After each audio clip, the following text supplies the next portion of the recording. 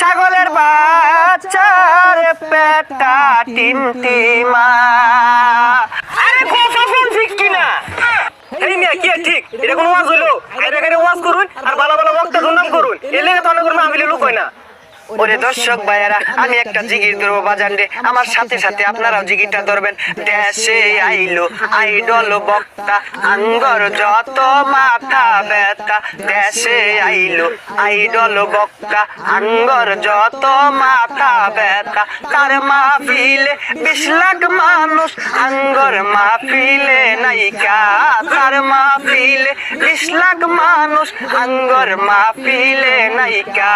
যাও 2-4 কামাই করতাম, সবই দিছে বাত মাইরা।